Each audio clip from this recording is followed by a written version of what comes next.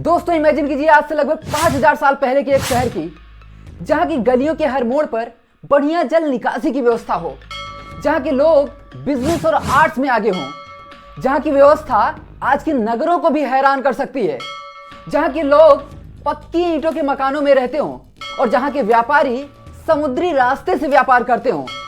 दोस्तों मैं बात कर रहा हूं इंडस वैली सिविलाइजेशन यानी कि सिंधु घाटी सभ्यता की, जो अपने समय में दुनिया की सबसे डेवलप्ड और आश्चर्य से भरी हुई सभ्यताओं में से एक हुआ करती थी। ये एक ऐसी सभ्यता अस्तित्व में थी दोस्तों, जिसने न सिर्फ हमारे इतिहास को बल्कि हमारी संस्कृति और समाज को भी एक शेप देने का काम किया।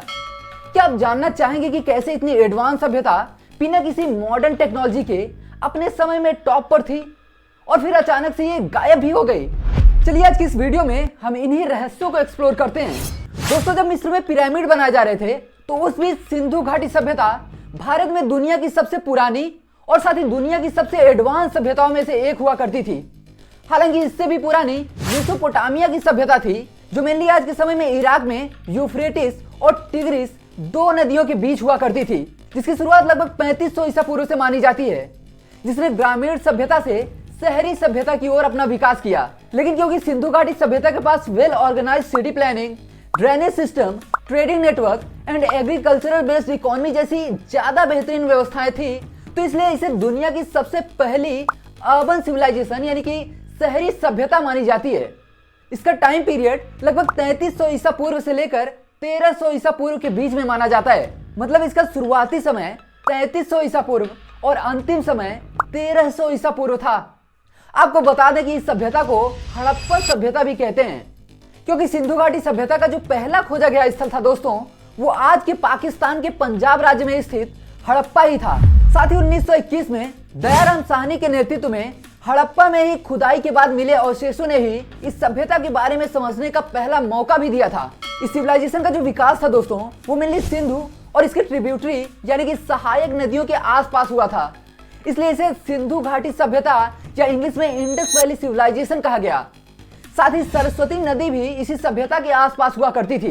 दोस्तों इस सभ्यता के खोजे गए स्थलों में कुछ प्रमुख स्थलों के बारे में भी जानना आपके लिए बहुत ज्यादा जरूरी हो जाता है, जिसमें से पहला है हड़प्पा, जिसके बारे में मैंने आपको कुछ देर पहले ही बताया। दूसरा इंपॉर्टेंट स्थल जो है दोस्तों, वो पाकिस्तान में पाया गया मोहनजोदड़ो है। मोहनजोदड़ो में कई सारे इंसानों के कंकाल मिले, जो बताते हैं कि किसी समय में यहाँ जरूर किसी आपदा के कारण बड़ी संख्या में लोग मरे होंगे, इसलिए इस जगह को डेड मेंस हिल यानी कि मृतकों का टीला भी कहते हैं। यहाँ का ग्रेट बाथ यानी कि बहुत बड़ा स्नानागार फेमस है दोस्तों। तीसरा है गुजरात में मिला धौलावीरा, जहाँ एडवांस वाटर मैनेजमेंट सिस्टम देखा गया।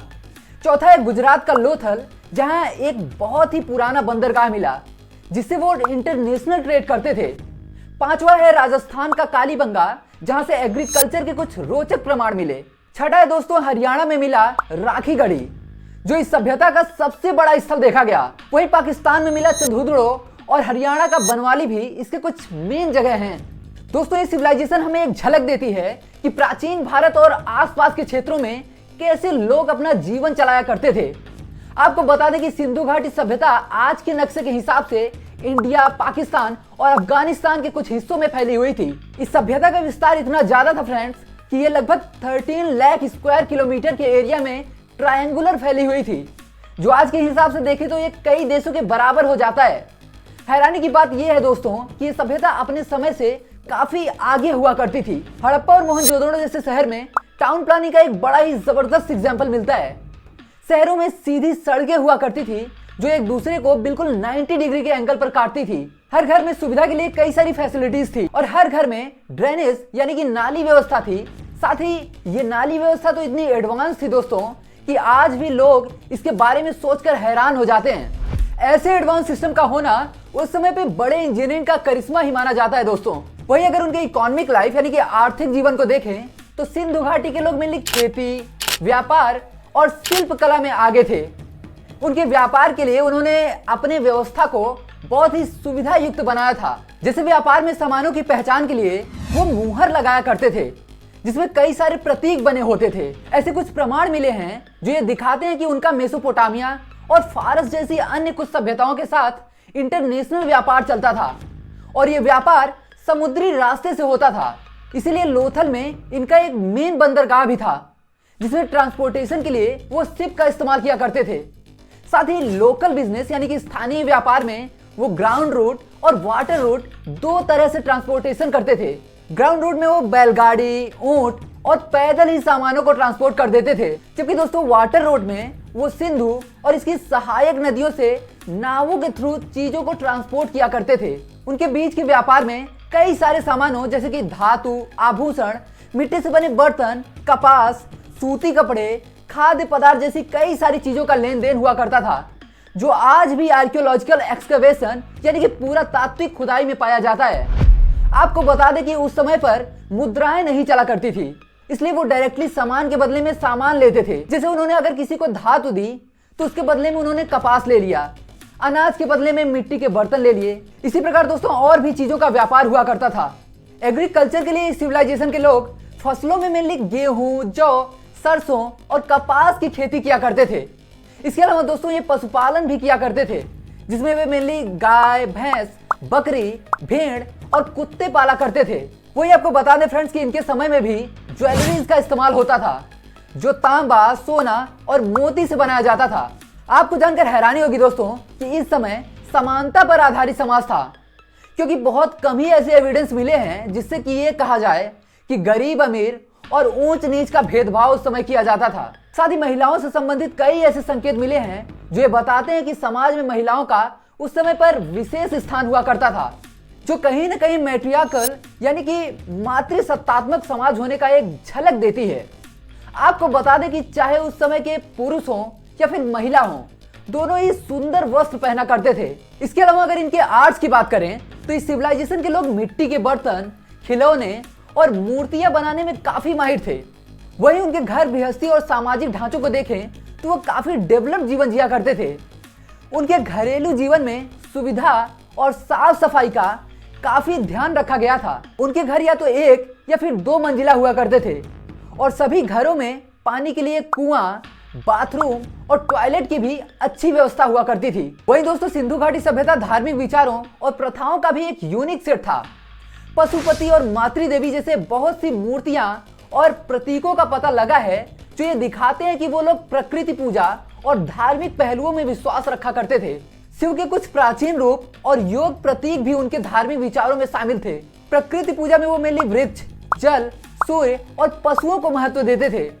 ये सभी चीजें उनके स्पिरिचुअल सोच और रीति रिवाज का एक ओवरव्यू देते हैं दोस्तों।